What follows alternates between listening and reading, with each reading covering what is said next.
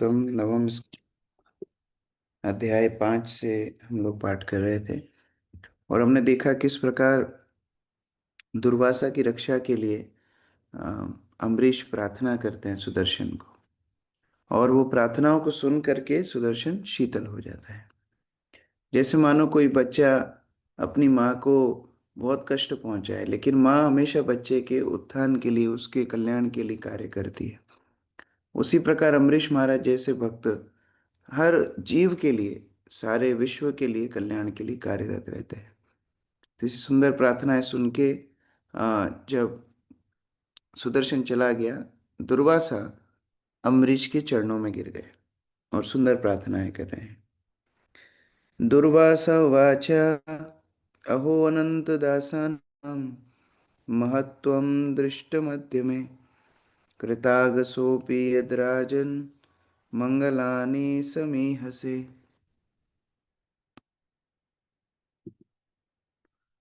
सुनीता चौधरी माता जी।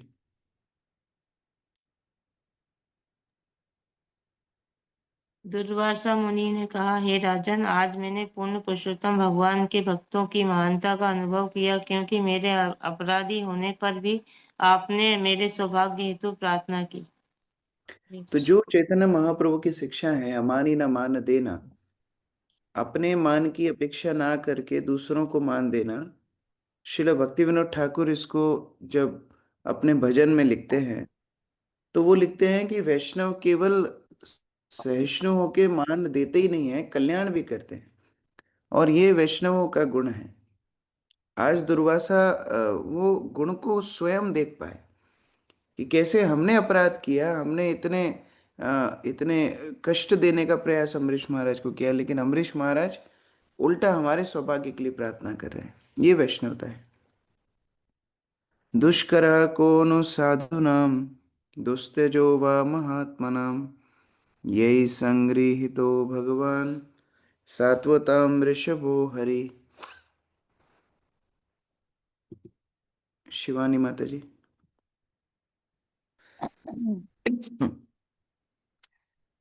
जिन लोगों ने शुद्ध भक्तों के स्वामी भगवान को प्राप्त कर लिया है, उनके लिए क्या करना असंभव है और क्या त्यागना असंभव है। तो वास्तव में ऐसा नहीं है कि अम्बरीश कमजोर थे। दुर्वासा स्वयं ये साक्षात्कार कर रहे हैं कि भगवान के भक्त जिन्होंने भगवान को प्राप्त कर लिया, उनके लिए कुछ असंभव बात नहीं है। वास्तव में सुदर्शन चक्र की आवश्यकता भी नहीं थी। अम्बरीश स्वयं अपनी भक्ति के बल से दुर्वासा को दंड दे सकते थे, लेकिन फिर भी वैष्णव उदार होते हैं। ये सहिष्णुता वैष्णवों का आभूषण है। जितना भी उनको कोई कष्ट देने का प्रयास करता है, फिर भी वो उनके कल्याण के लिए प्रार्थना करते हैं। जैसे हम श्रील हरिदास ठाकुर का उदाहरण देखते हैं। उनको कोड़े मारे जा रहे हैं, उनको मृत्यु दंड देने का प्रयास किया जा रहा है, इतना कष्ट दिया जा रहा है कि बाकी जो देखने वाले लोग थे वो कप कपा रहे थे कि इतना कष्ट कैसे कोई दे दे सकता है। लेकिन फिर भी हरिदास ठाकुर उन्हीं जल्लादों के लिए प्रार्थना कर रहे थे जो उनको कोड़े मार रहे थे। तो ये वैष्णवता है। मैं भक्ति प्रेम महाराज का एक कोटेशन पढ़ रहा था, किसी ने भेजा। वो बता रहे थे कि कैसे अगर कोई माफ नहीं कर सकता, क्षमा नहीं कर सकता, तो वो वैष्णव ही नहीं हो सकता। उसकी वैष्णवता उसी समय क्षमा समाप्त हो जाती है जब वो क्षमा करना छोड़ देता है। तो ये क्षमाशीलता वैष्णवों का आभूषण है। यन्नाम श्रुति मात्रेण पुमान् भवति निर्मला तस्य तीर्थपदः किं वा दासानाम अवशिष्यते। और बता रहे हैं कि भगवान को कैसे बस में उनके भक्त कर लेते हैं, वो भी उपाय बता रहे हैं। शोभा माता जी। श्री भगवान के दासों के लिए क्या असंभव है। श्री भगवान का पवित्र नाम सुनने मात्र से ही मनुष्य शुद्ध हो जाता है। यही तो था पूरी। हमेशा गुणगान करते रहते हैं। जो भगवान का नाम इतना पवित्र है कि श्रुति मात्र ना, केवल उस श्रवण मात्र से जीव पवित्र हो जाता हो, ऐसे वैष्णवों की उपस्थिति में भगवान स्वयं प्रकट रहते हैं। ऐसे वैष्णवों के लिए कोई भी कार्य असंभव नहीं है। राजन अनुगृहीतो हम त्वा त्वयाति करुणात् आत्मना मद मदगम पृष्ठतः कृत्वा प्राणयन्मे विरक्षिता। पुनीत प्रभु। पुनीत प्रभु।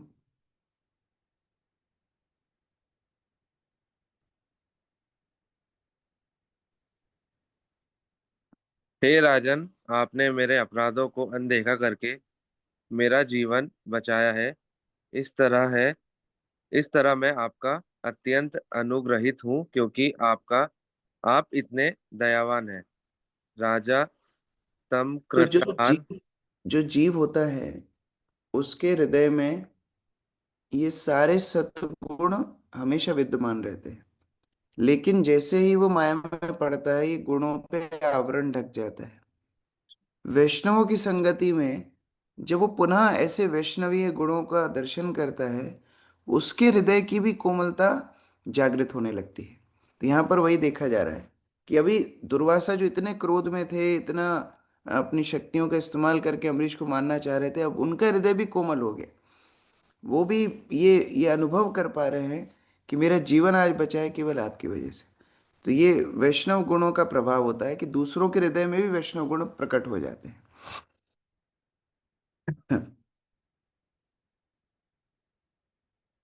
राजा तम आकृताहार प्रत्यागमनकांक्षया चरणावुपसंगृह्य प्रसाद्य समभोजयत। संजय धनोटिया प्रभु।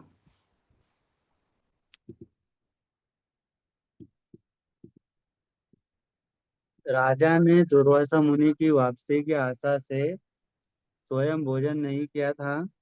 अतएव जब मुनि लौटे तो राजा उनके चरण कमलों पर गिर पड़ा और उन्हें सभी प्रकार से तुष्ट करके भरपेट भोजन कराया। और ऐसा भी नहीं कि अमरीश फिर अहंकारी हो कि देखा मैंने तुम्हारे प्राणों की रक्षा की, देखा मेरी वजह से तुम आज यहाँ खड़े हो। फिर भी शिष्टाचार का पालन कर रहे हैं, उस वेश का, उस पदवी का आदर कर रहे हैं जिस पे दुर्वासा है। तो कई बार हम लोग ऐसा समझ लेते हैं कि हाँ हाँ, इनके विषय में तो हमको मालूम है, इन्होंने तो ये गड़बड़ की, इन्होंने तो वो गड़बड़ की। फिर भी वैष्णव का सम्मान होना चाहिए, क्योंकि भगवान गीता में बोलते हैं अपि चेतसु दुराचारो भजते माम अनन्य भाग।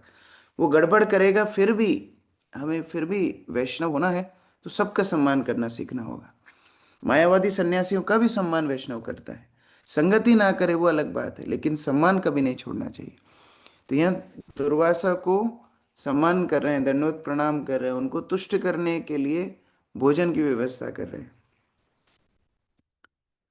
सोषित्वा धृतम् आनीतम् आतिथ्यं सर्वकामिकं तृप्तात्मा नृपतिं प्राह भुज्यता मिति सादरम। प्रथम प्रभु। इस प्रकार राजा ने बड़े आदर के साथ दुर्वासा मुनि का स्वागत किया। वे नाना प्रकार के स्वादिष्ट व्यंजन खाकर इतने संतुष्ट हुए कि उन्होंने बड़े ही स्नेह के साथ राजा से भी भोजन ग्रहण करने हेतु प्रार्थना की। कृपया भोजन ग्रहण करें। हरे कृष्ण। Happy ending. तो जब कोई वैष्णव सदाचार का पालन करता है, दोनों व्यक्ति प्रसन्न होते हैं। तो कई कई बार कोई साहस करके क्षमा भी मांगने आता है हमारे पास, फिर तब भी हम नाक टेढ़ी करके बैठे रहते हैं कि नहीं नहीं, हम तो आपको क्षमा नहीं करेंगे, आप कभी नहीं सुधरोगे, आप बार बार यही गलती करते हो, आपको हमने कितने मौके पहले दिए। उससे उस व्यक्ति की और संकुचित हृदय हो जाता है। गुरु महाराज बताते थे, जो वैष्णव गलती कर रहा है या जिसको बोध हो रहा है गलती का, वो अगर क्षमा मांगने आ रहा है तो वो बड़ा बड़ा मेहनत करके वहां आ रहा है। तो दूसरे वैष्णव को तुरंत उसको गले लगा लेना चाहिए, तुरंत बोलना चाहिए नहीं नहीं, कोई अपराध नहीं हुआ, सब भूल जाओ, आगे हम दोनों मिलकर सेवा करेंगे। ये भी हमको सीखना है, क्षमा मांगना सीखना है और क्षमा करना भी सीखना है, दोनों ही सीखना है। तो इस प्रकार से दोनों साथ में भगवान के प्रसाद को ग्रहण करते हैं। प्रीतोऽस्मि अनुगृहीतोऽस्मि तव भागवतस्य वै दर्शनस्पर्शनालापैरथित्यानात्ममेधसा। रघुवीर प्रभु। हरे कृष्ण। दुर्वासा मुनि ने कहा, हे राजा, मैं आपसे अत्यंत प्रसन्न हूँ। पहले मैंने आपको एक सामान्य व्यक्ति समझकर आपका आतिथ्य स्वीकार किया था, किंतु बाद में अपनी बुद्धि से मैं समझ सका कि आप भगवान के अत्यंत महान भक्त हैं। इसलिए मात्र आपके दर्शन और आपके चरण स्पर्श से तथा आपसे बातें करके मैं संतुष्ट हो गया हूँ और आपका अत्यंत कृतज्ञ कृतज्ञ हो गया। तो कई बार वैष्णवों को जब बाह्य दृष्टि से देखते हैं तो हम भी भ्रमित हो जाते हैं।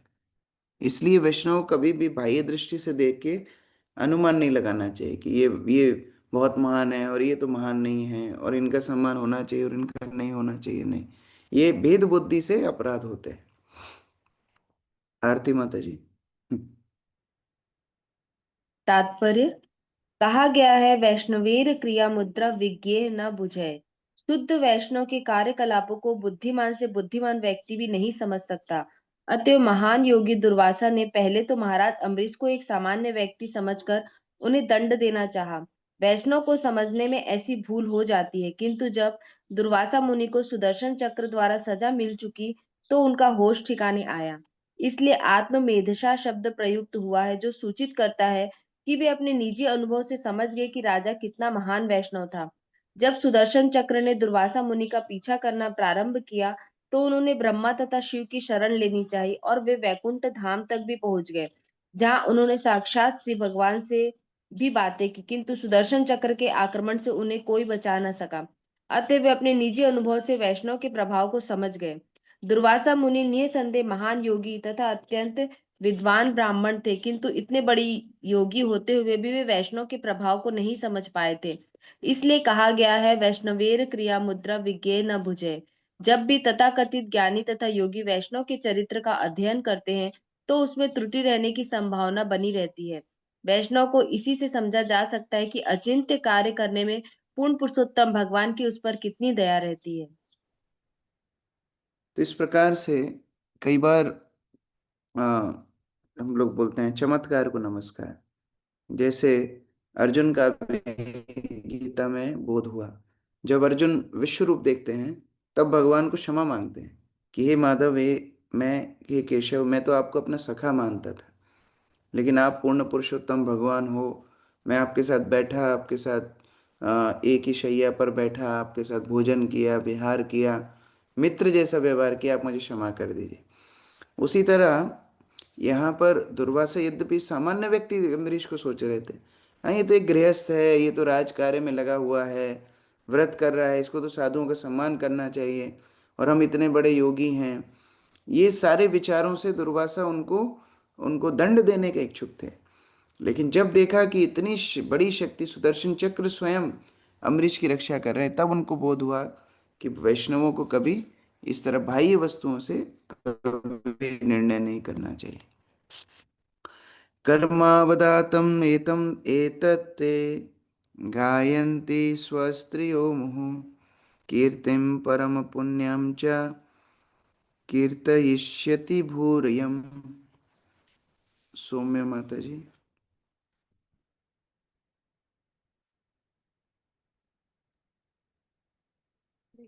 स्वर्गलोक की सारी भाग्यशाली स्त्रियां प्रतिक्षण आपके निर्मल चरित्र का गान करेंगी और इस संसार के लोग भी आपकी महिमा का निरंतर उच्चारण करेंगे।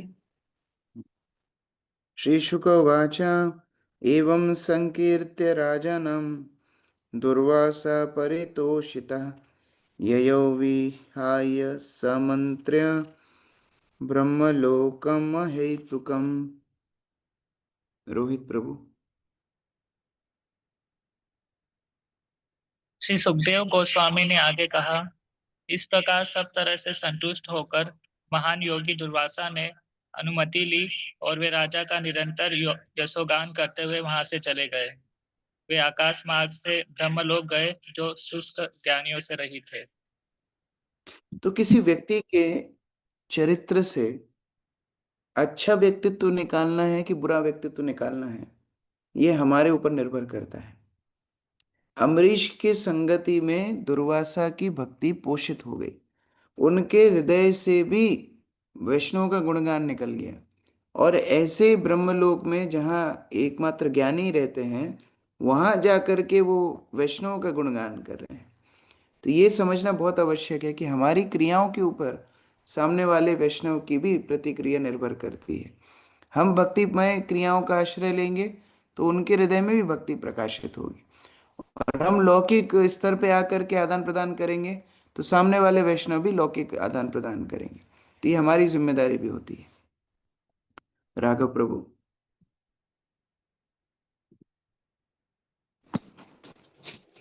तात्पर्य। यद्यपि दुर्वासा मुनि आकाश मार्ग से ब्रह्मलोक गए, किंतु उन्हें किसी विमान की आवश्यकता नहीं पड़ी, क्योंकि महान योगी जन बिना किसी यंत्र के एक लोक से दूसरे लोक की यात्रा कर सकते हैं। सिद्धलोक के निवासी किसी भी लोक की यात्रा कर सकते हैं, क्योंकि उन्हें योग की सारी सिद्धियां सहज प्राप्त हैं। इस तरह महान योगी दुर्वासा मुनि आकाश मार्ग से किसी लोक को, यहाँ तक कि ब्रह्मलोक को भी जा सकते थे। ब्रह्मलोक में हर व्यक्ति स्वरूप सिद्ध है और परम सत्य को प्राप्त करने के लिए उसे किसी दार्शनिक चिंतन की आवश्यकता नहीं पड़ती। ब्रह्मलोक जाने का उद्देश्य वहां के निवासियों को यह बताना था कि भक्त कितना शक्तिशाली होता है और इस भौतिक जगत के हर जीव से आगे निकल सकता है। तथाकथित ज्ञानी तथा योगी किसी भक्त की तुलना में ठहर नहीं सकते। इस प्रकार से भगवान के भक्तों का गुणगान करते हुए दुर्वासा मुनि गए, और वहां पर जाकर भी ब्रह्मलोक में भी भक्तों का गुणगान हो रहा है। इसलिए हम लोग जब शिल प्रभुपाद की गुरु पूजा गाते हैं, हम लोग गाते हैं, एबे जश कुशुक त्रिभुवन, आपके जश तीनों भुवन में गाए जाते हैं। क्योंकि ऐसे भक्त, महान भक्त जो भगवान को सेवा करें हैं, भगवान को प्राप्त किए हैं, ऐसे लोग, ऐसे वैष्णवों का गुणगान तो दुर्वासा जैसे महामुनि भी करते हैं। संवत्सरो, अच्छा इसमें एक और बात है, ब्रह्मलोक में गुणगान हो रहा है, अर्थात स्वर्ग से तो 4-5 लोग ऊपर ब्रह्मलोक है, सबसे ऊपर ब्रह्मलोक है। अर्थात देवताओं का स्थान, भगवान के भक्तों का स्थान देवताओं से उत्कृष्ट नहीं, ब्रह्मलोक के निवासियों से भी उत्कृष्ट शुद्ध भक्त होता है। वहां भी भक्त हैं, लेकिन मिश्रित भक्त हैं। शुद्ध भक्त का स्थान ब्रह्मलोक के निवासियों से भी श्रेष्ठ यहाँ पर बताया जा रहा है। संवत्सरो अत्यगातावत् यावता नागतो गतः मुनिस्तद्दर्शनाकांक्षो राजा भुक्षो बभूव। मीनू माता जी। दुर्वासा मुनि महाराज अम्बरीश के स्थान से चले गए थे, और जब तक वे वापस नहीं लौटे, पूरे 1 वर्ष तक, तब तक राजा केवल जल पीकर उपवास करते रहे। गतेथ दुर्वाशसि सोम्बरीशो द्विजोपयोगाति पवित्रमहरत् ऋषिर्विमोक्षं व्यसनं च वीक्ष्य मेने स्ववीर्यं च परानुभावम्। मोनिका माता जी। एक वर्ष बाद जब दुर्वासा मुनि लौटे तो राजा अम्बरीश ने उन्हें सभी प्रकार के व्यंजन भरपेट खिलाए और तब स्वयं भी भोजन किया। जब राजा ने देखा कि ब्राह्मण दुर्वासा दग्ध होने के महान संकट से मुक्त हो चुके हैं, तो वे यह समझ सके कि श्री भगवान की कृपा से वे स्वयं भी शक्तिमान हैं। किंतु उन्होंने इसका श्रेय अपने आप को नहीं दिया, क्योंकि यह सब श्री भगवान ने किया था। हरे कृष्ण। अकिंचन प्रभु।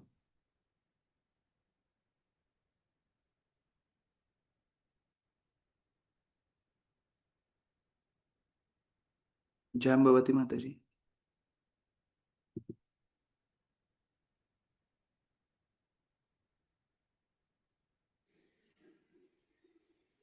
हरे कृष्णा प्रभु जी। पढ़िए। महाराज अम्बरीश जैसा भक्त नाना प्रकार के कार्यों में सदा व्यस्त रहता है। निसंदेह यह भौतिक संसार सभी प्रकार के संकटों से भरा पड़ा है, जिनसे मनुष्य का सामना होता रहता है, किंतु पूर्ण पुरुषोत्तम भगवान पर पूर्णतः आश्रित रहने के कारण भक्त तनिक भी विचलित नहीं होता। इसके प्रत्यक्ष उदाहरण महाराज अम्बरीश हैं।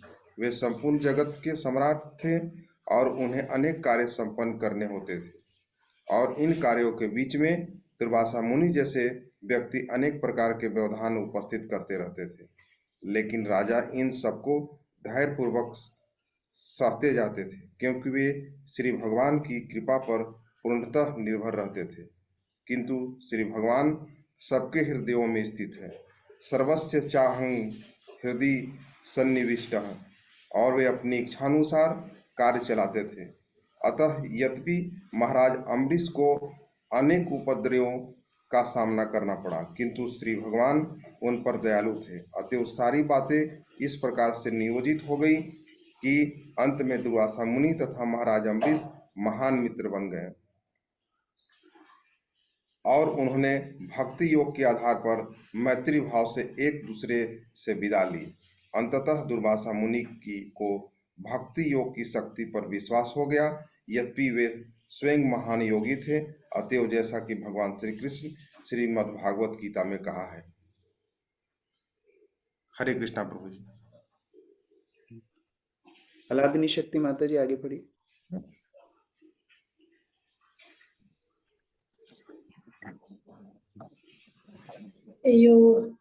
योगिनामपि सर्वेषां मतेऽन्तरात्मना श्रद्धावान भजते यो मां स मे युक्ततमो मतः।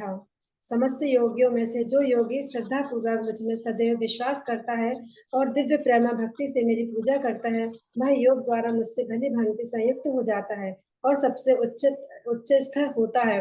इस प्रकार यह तथ्य है कि भक्त महानतम योगी होता है, जैसा कि महाराज अम्बरीश द्वारा दुर्वासा मुनि के साथ किए गए व्यवहार में सिद्ध होता है। हरे कृष्ण। तो कभी भी निराश नहीं होना चाहिए, भक्त को कभी निराश नहीं होना चाहिए। भगवान के लिए वो सेवा कर रहा है। बहुत सारी चुनौतियां भक्त के जीवन में आ सकती हैं, लेकिन फिर भी भगवान के चरणों का ध्यान करते हुए भक्त उन सब चुनौतियों को पार कर जाता है। अम्बरीश इनका उदाहरण है। राज्यकार संभालने की जिम्मेदारी है, गृहस्थ है, परिवार है, उसी के साथ व्रत कर रहा है, भगवान का एकांतिक भजन करते हैं। और हम शुरू में देखे कैसे अपनी सारी इंद्रियों से भगवान की सेवा करते हैं, और ये सब संभालने के बीच में दुर्वासा मुनि का कार्यक्रम शुरू हो जाता है, फिर भी अपनी भक्ति में प्रगाढ़ रहते हैं। ये भक्त की एक निष्ठता है। तो कभी भी निराश नहीं होना चाहिए कि हमारे जीवन में कष्ट आ रहा है, हमारे ये समस्या है, हमारी वो समस्या है। सारी समस्याओं के बीच में भी जो दृढ़ता से भक्ति करेगा उसका निष्ठिता भजन होगा, उसके अनर्थों का शमन होगा, उसके गुरु की प्रसन्नता के आधार पर वो भगवान की चेतना में आगे बढ़ेगा। तो इस तरह यहाँ पर अम्बरीश के चरित्र से हम सीख रहे हैं कैसे एकदम निष्ठापूर्वक भगवान के भजन में और भक्ति के सिद्धांतों के पालन करने में एक निष्ठ अम्बरीश महाराज थे। एवं विधानेक गुण स राजा परात्मनि ब्रह्मणि वासुदेवे क्रियाकलापै समुवाह भक्तिं यया विरिञ्च्यान् निरयांश्चकार। आशीष चेना प्रभु।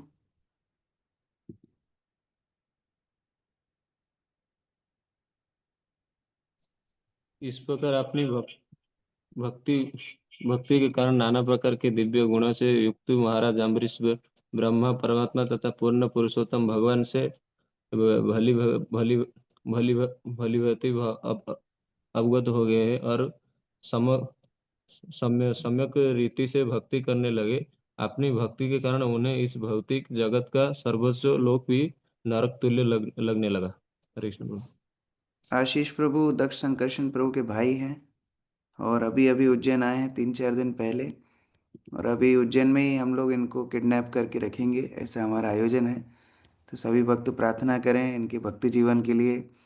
और अगर एक और दक्ष संकर्षण प्रभु हमको मिल जाए तो हम तो पूरा पृथ्वी जीत लेंगे। यही आशा से आशीष प्रभु का बहुत स्वागत है, और उनके भक्तिमय जीवन, उनकी सेवाओं के लिए हम सब प्रभुपाद के चरणों में प्रार्थना करते हैं। हरि बोल, हरि बोल, हरि बोल।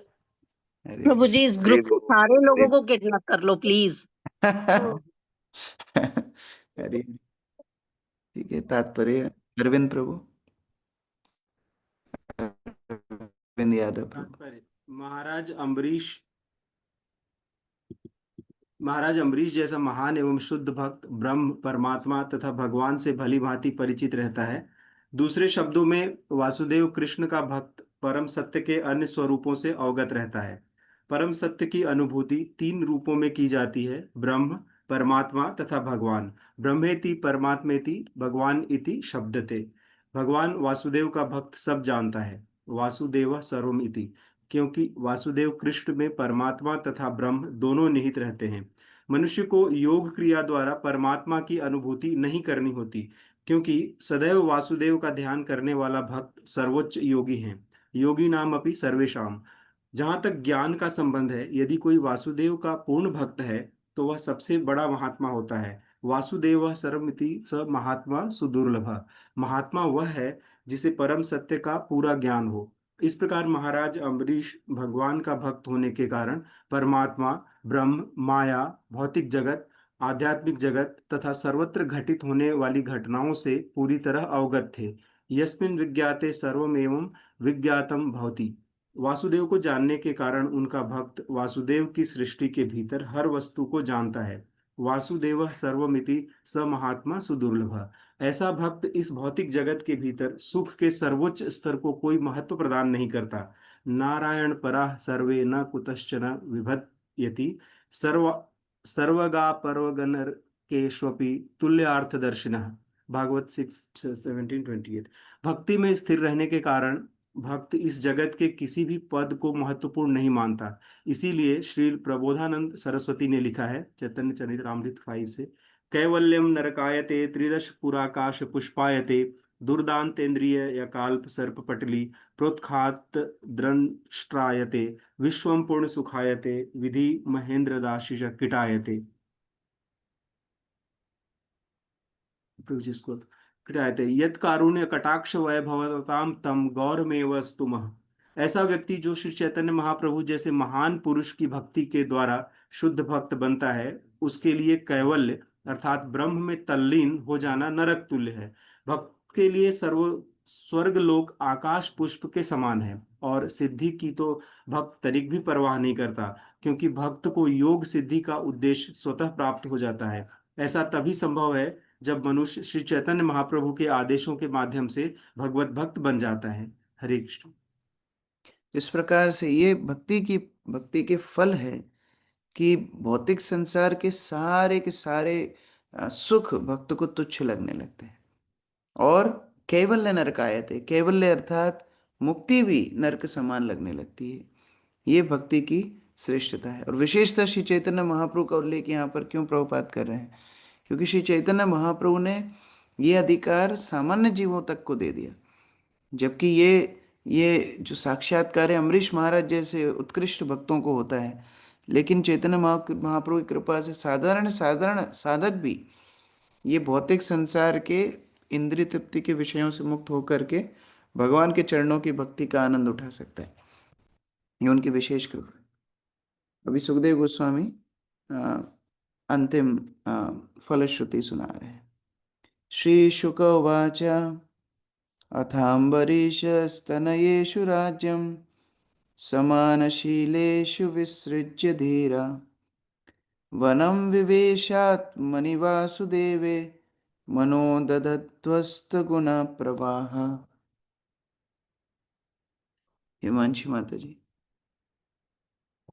श्री सुखदेव गोस्वामी ने आगे कहा, तत्पश्चात भक्तिमय जीवन की उन्नत दशा के कारण महाराज अम्बरीश भौतिक वस्तुओं की किसी प्रकार से इच्छा न रखते हुए सक्रिय गृहस्थ जीवन में निवृत्त हो गए।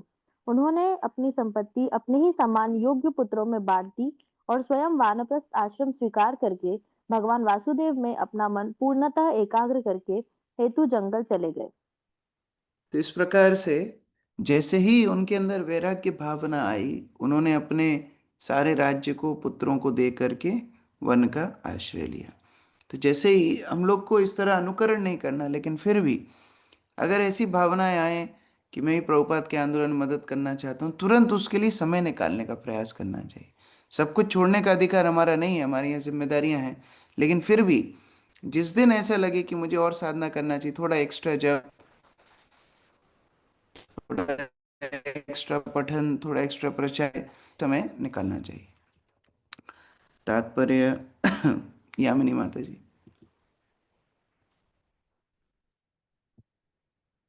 तात्पर्य, शुद्ध भक्त होने के नाते महाराज अम्बरीश जीवन की किसी भी स्थिति में मुक्त थे। जैसा कि श्री रूप गोस्वामी ने बतलाया है कि भक्त सदैव मुक्त होता है।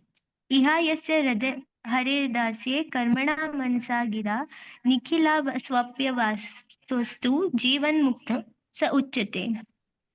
भक्ति रसामृत सिंधु में श्रील रूप गोस्वामी ने इस तरह उपदेश देते हैं कि यदि किसी की एकमात्र इच्छा भगवान की सेवा करने की है तो वह जीवन का किसी भी दशा में मुक्त होता है।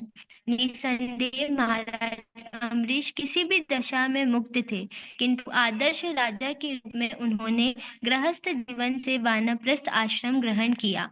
मनुष्य के लिए आवश्यक है कि पारिवारिक जिम्मेदारियां त्याग करके वसुदेव के चरण कमलों में एकाग्र हो। इसलिए महाराज अम्बरीश ने अपना राज्य अपने पुत्रों में बांट दिया और फिर वे गृहस्थ जीवन से विरक्त।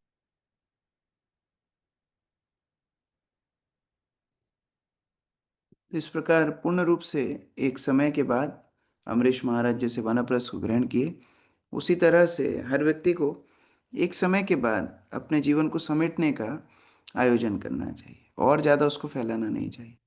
इसी को वानप्रस्थ कहते हैं। इत्येतत् पुण्यमाख्यानम् अम्बरीशस्य भूपते संकीर्तयन् अनुध्यायन् भक्तो भगवतो भवेत्। नंदनी माता जी।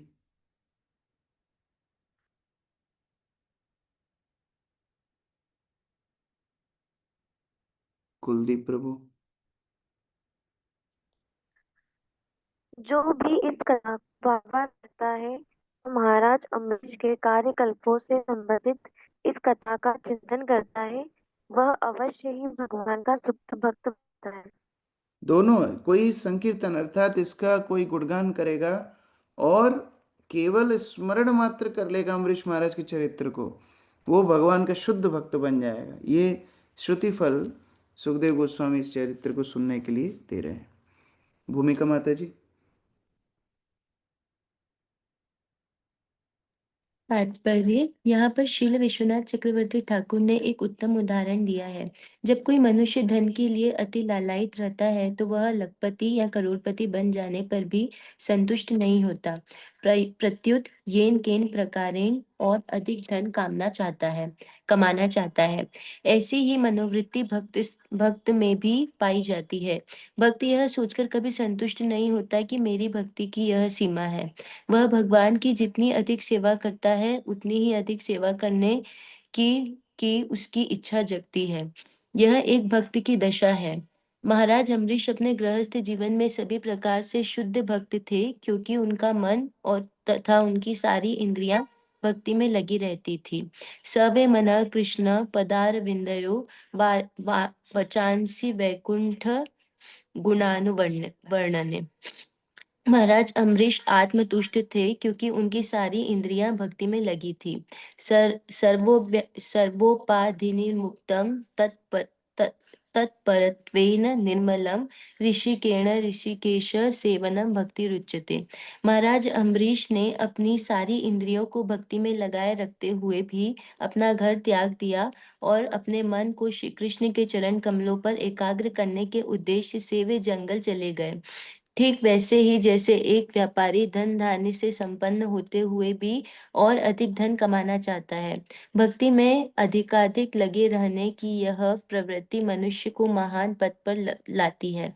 कर्म स्तर पर जो व्यापारी अधिकाधिक धन चाहता है वह अधिकाधिक बंधन से में फंसता जाता है, जबकि भक्त अधिकाधिक मुक्त होता जाता जैसे है। व्यापारी हमेशा लालायित रहता है, मेरा धन बढ़ता जाए, मेरा व्यापार बढ़ता जाए, वैसे ही भक्त को भी लालायित होना चाहिए। मेरी भक्ति बढ़ती जाए, मेरी साधना बढ़ती जाए, मेरा भगवान से गुरु से आकर्षण बढ़ता जाए, ये हमेशा चिंतन होना चाहिए। अम्बरीशस्य चरितं ये शृण्वन्ति महात्मनः मुक्तिं प्रयान्ति ते सर्वे भक्त्या विष्णु प्रसादतः। तनिष प्रभु। भगवत कृपा से जो महान भक्त महाराज अम्बरीश के कार्यकलापों के विषय में सुनते हैं वे अवश्य ही मुक्त हो जाते हैं या तुरंत भक्त बन जाते हैं। इस प्रकार श्रीमद् भागवत के 9वें स्कंद के अंतर्गत श्री दुर्वासा मुनि के जीवन दान नामक 5वें अध्याय के भक्ति वेदांत तात्पर्य पूर्ण हो। इस प्रकार ये महान चरित्र का समापन श्रील सुखदेव गोस्वामी करते हैं। कि ये केवल महाराज अम्बरीश के चरित्र को सुन के चिंतन मनन करके और अगर जीवन में उनकी शिक्षाओं से प्रेरणा लेके हम अपने भक्ति को प्रगाढ़ करेंगे, अवश्य भगवान के धाम को प्राप्त करेंगे। हरे कृष्ण। यस रोहित प्रभु, प्रश्न है। हरे कृष्णा प्रभु जी, दुर्वासा मुनि ने ऊपर कहा था कि स्वर्ग की स्त्रियां, भाग्यशाली स्त्रियां भी आपका गुणगान करेंगी, तो वो समझ नहीं आया। और अर्थात स्वर्ग के लोग जो भूमंडल को वैसे निकृष्ट मानते हैं, इस भूमंडल के राजा उनके सामने क्या है? स्वर्ग के राज्य के सामने भूमंडल का राजा तुच्छ है, लेकिन वो भी आपका गुणगान गाएंगी। अर्थात आपका ऐश्वर्य स्वर्ग के ऐश्वर्य से भी महान हो गया भक्ति के आधार पर। ये उसका तात्पर्य है। प्रभु जी, कल का भी एक क्वेश्चन था, जैसे सुदर्शन को उन्होंने उपमा दी थी महाराज अम्बरीश ने कि आप सत्य हो, हम धर्म हो, सूर्य हो, चंद्रमा हो। तो मतलब भगवान के लिए भी होता है वो यूज, तो भगवान के पार्षदों के लिए भी होता है तो? दोनों में अंतर नहीं है। भगवान की दृष्टि और भगवान में अंतर नहीं है। जैसे मैं बोलूं कि रोहित प्रभु आपकी आंखें बहुत अच्छी हैं, इसका मतलब आपका ही गुणगान हो रहा है। उस तरह सुदर्शन भगवान की दृष्टि है, तो अगर सुदर्शन का गुणगान है मतलब भगवान का ही गुणगान है। दोनों में कोई अंतर नहीं है। सौम्य माता जी। हरे कृष्णा प्रभु जी, दंडवत प्रणाम। थैंक यू प्रभु जी। इसमें अभी क्वेश्चन था, जैसे उसमें अभी बताया गया कि जैसे भक्ति में लालायत रहना चाहिए, तो मतलब ऐसे बीच बीच में हो जाता है कि करते रहते हैं, फिर एकदम से मतलब थोड़ा सा ऐसे डाउन हो जाता है, तो उसका क्या रीजन है? मतलब कैसे हरदम उत्साह है? क्योंकि लगता है कि हम भी करेंगे तो बच्चे भी देखेंगे तो वो भी थोड़ा सा करेंगे, लेकिन हमारा ही खुद का बीच बीच में थोड़ा सा डाउन भक्ति हो वास्तव जाता है। में बीच बीच में उत्साह आता है भक्तों की संगति से।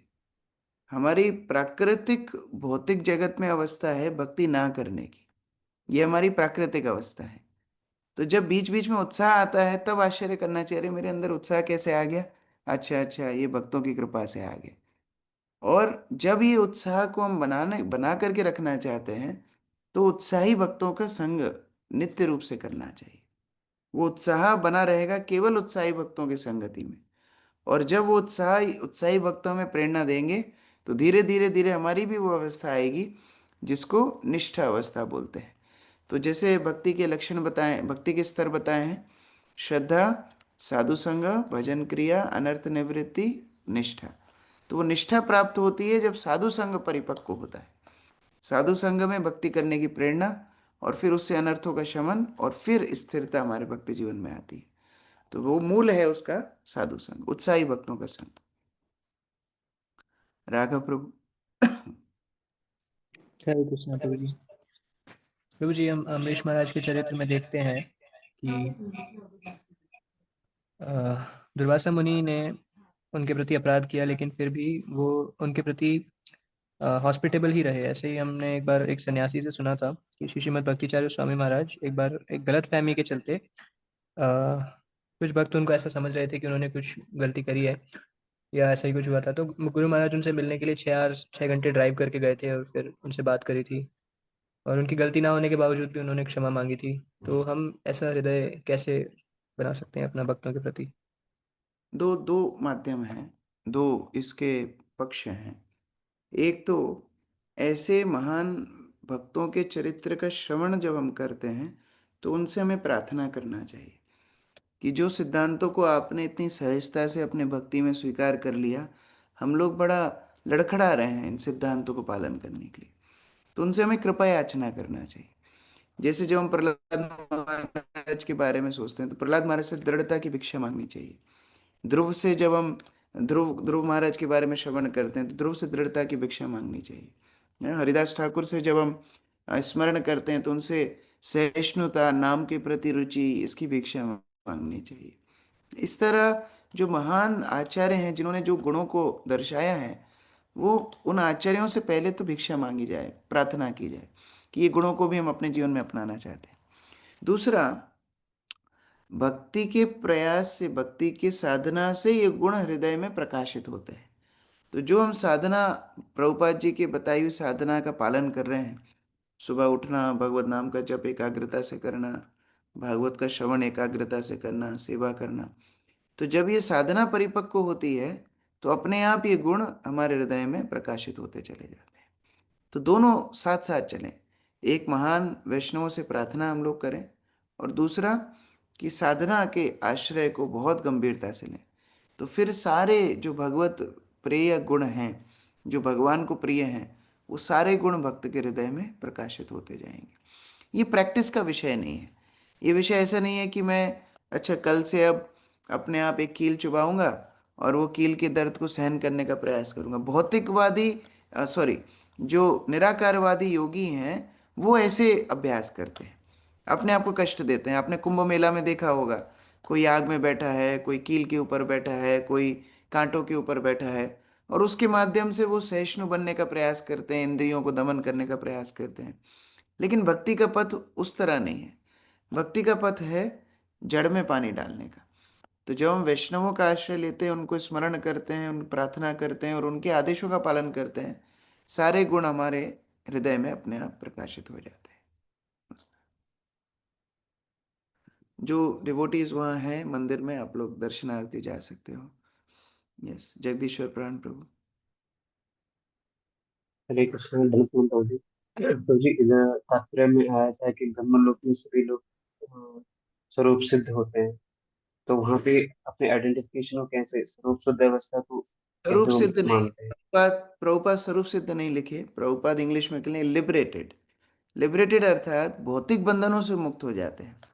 तो अभी तक शुद्ध भक्ति को प्राप्त नहीं किए, लेकिन भौतिक बंधन से वो मुक्त हो जाते हैं। तो कई सत्यलोक के निवासी मुक्ति को प्राप्त करते हैं, सायुज्य मुक्ति प्राप्त करते हैं, और कई जो ब्रह्मा जी के सानिध्य में भगवान के प्रति आकर्षण प्राप्त कर लेते हैं, वो वैकुंठ में प्रवेश कर जाते हैं। तो उस तरह से दोनों ही ऑप्शंस उनके लिए रहते हैं। नित्य हरि प्रिया माता जी। हरे कृष्णा प्रभु जी, दंडवत प्रणाम। प्रभु जी, मैं आपसे एक रिक्वेस्ट करना चाह रही थी। जो आपका गुना में अभी जो चल रहा है, भागवतम जो चल रही है, उसके 2 ही दिन के वीडियोस आए थे जो कि मतलब देखे और बहुत अच्छे लगे। तो अभी उसके बाद का नहीं है, तो मैं रिक्वेस्ट करना चाहूँगी अगर आप किसी को बोल के वो भी अपलोड करवा दें तो।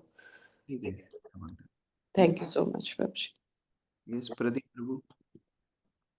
धन्यवाद प्रणाम मुझे। हरे कृष्ण। प्रभु जी, मैं ये बोल रहा था कि जैसे मान लो कि कोई भी अपने को या वैष्णव है या कोई अन्य लोग अपने को डांटे या कोई ऐसा मतलब बोले, तो उसको मन में किस प्रकार से वो करना चाहिए? देखो, जैसे एक बच्चा अपने माता पिता के साथ रहता है, माता पिता उसको प्रेम भी करते हैं, डांटते भी हैं, दोनों ही करते हैं। लेकिन बच्चे को ये पता है ये मेरे माता पिता हैं, इनको छोड़ के मैं जाऊंगा तो मेरा देखभाल कोई नहीं करेगा। उसी तरह वैष्णवों के बीच में जो हम रहते हैं, वैष्णव प्रेम भी करते हैं, कभी कभी डांटते भी हैं। तो हमें ये पता होना चाहिए कि ये वैष्णवी हैं जो मुझे भक्ति में माता पिता जैसे लालन पालन कर रहे हैं। तो अगर ये बोध होगा तो कभी वैष्णव के प्रति अपराध भावना नहीं आएगी। और अगर हम ये सोचेंगे कि नहीं नहीं मैं तो अकेला भी भक्ति कर लूंगा, तो फिर वैष्णव के प्रति अपराध बोध होगा। तो इसलिए ये हमारे स्पष्ट होना चाहिए कि वैष्णव हमको भक्ति में आगे चला रहे हैं। अगर एक दो बार डांट दिया तो क्या समस्या है। ऐसे हम लोगों को आश्रम में बताते थे कि वैष्णव की गाली और महाप्रसाद की डाली, अर्थात महाप्रसाद की जो भी प्रसाद बना हो, अच्छा हो बुरा हो, ये दो चीज जो सहन कर जाएगा वो भक्ति से कभी नहीं जाएगा। जो प्रसाद में आना नहीं, आज ये नहीं बना वो नहीं बना, वो आश्रमवासी नहीं हो सकता, वो मठवासी नहीं हो सकता। और उसी तरह से जो भक्तों के शासन को स्वीकार ना कर पाए, वो भी भक्ति में नहीं रह सकता। तो इसीलिए ये सोचना चाहिए वैष्णव मेरा लालन पालन कर रहे हैं, डांट दिया तो क्या बड़ी बात है। और अगर उसमें हमारी गलती है तो गलती सुधर जाएगी, और अगर गलती नहीं है तो पूर्व कर्म उस डांट के माध्यम से पूर्व कर्म चले जाएंगे। तो इसीलिए दोनों माध्यमों से हमारा श्रेयस्करी है। आपको डांटा किसी ने प्रभु कल? जी, एक प्रश्न और था। नहीं नहीं नहीं प्रभु जी, मैं तो पूछ रहा हूँ, कभी ऐसा अच्छा। ऐसा कुछ भी नहीं। मैं ये बोल रहा हूँ प्रभु जी कि जैसे मान लो अपन खेती भी है हमको, तो हम खेती में लहसुन वगैरह प्याज वगैरह बो सकते हैं कि नहीं बो सकते प्रभु जी? हाँ, दोबारा। प्रभु जी, प्रभु जी जैसे खेती है हमारी, तो गेहूं वगैरह लगाते हैं प्रभु जी, तो उसमें जैसे पहले तो लहसुन वगैरह लगाते थे, पर इस वर्ष लहसुन वगैरह अपन मतलब माला कर रहे हैं और ये कर रहे हैं, तो प्रभु जी लगा सकते हैं या नहीं लगा सकते? और भी विकल्प देख सकते हो जिसमें अच्छा मुनाफा हो और भक्ति के अनुकूल भी हो, ऐसा कुछ आप देख सकते हो रिसर्च करके। लहसुन प्याज लगाने में दोष नहीं है, लेकिन तमोगुणी भोजन है, बाद में जाके लोगों का तमोगुण बढ़ाएगा और आप फिर उन्हीं के पास जाके प्रचार करोगे कि लहसुन प्याज छोड़ना चाहिए, तो आप ही को समस्या होगी। तो अपना काम सरल करने के लिए कुछ ऐसे विकल्प देखो जिसमें मुनाफा भी अच्छा हो और सतोगुणी भी हो, ऐसा कुछ विकल्प आप देख सकते हो। हम्म, विनोद प्रभु, आपकी आवाज नहीं आ रही। प्रभु जी। विनोद प्रभु, आपकी आवाज नहीं आ रही। अक्रूर प्रभु। हरे कृष्णा प्रभु, करना प्रभु, जैसे निरंतर भगवान का चिंतन हो तो चित्त शुद्ध होता है और चित्त से चेतना में शुद्धता आती है। तो वो चिंतन मतलब सुबह के टाइम ही जैसा रहता है कि दिन में तो व्यस्तता के कारण वो चिंतन ऐसा बन नहीं पाता है। तो वो शुद्धता कब प्राप्त होगी, इससे कैसे उसको चिंतन ये बनाए रखे भगवान? ये हमारे बस में नहीं है। जी। सुबह की साधना हमारा अधिकार है, लेकिन जब कार्य क्षेत्र में जाते हैं तो वो स्वतः भगवान की कृपा से धीरे धीरे चिंतन आने लगेगा। अगर सुबह की साधना प्रगाढ़ है, सुबह की साधना एकदम एकाग्र है, तो दिन में भी चिंतन आने लगेगा। तो इसलिए जो अधिकार में है पहले उसको बहुत सुंदर रूप से करना है, उसको सुधारना है। जो जप है उसकी क्वालिटी को बढ़ाना है, एकाग्रता करना है। अगर ये सुबह की साधना आप बहुत अच्छे से करोगे, अपने आप दिन में भगवान का चिंतन होगा। लेकिन वहां अगर अभी थोड़ा ढीलापन है तो हो सकता है फिर दिन में समय ज़्यादा लगे। तो वो हमारा अधिकार नहीं, वो भगवान की कृपा है। लेकिन सुबह हमारा अधिकार है, उसके ऊपर हम ज़्यादा ध्यान दे सकते हैं। यस विनोद प्रभु।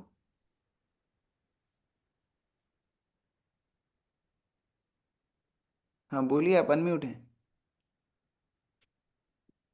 नहीं, आवाज नहीं आ रही है। हंसराज प्रभु। हरे कृष्णा प्रभु जी, दंडवत प्रणाम। प्रभु जी, क्या सतयुग में भी लोग उच्च मतलब भक्ति कर पाते थे, कि मतलब सिर्फ कलयुग में ऐसा दोष है कि ऐसा कुछ क्या है प्रभु? हर युग में भक्त भी हैं, अभक्त भी हैं। हर युग में सुर भी हैं, असुर भी हैं। बल्कि सतयुग में भक्ति करना ज्यादा कठिन था, त्रेता युग में भक्ति करना ज्यादा कठिन था, द्वापर युग में भक्ति करना ज्यादा कठिन था।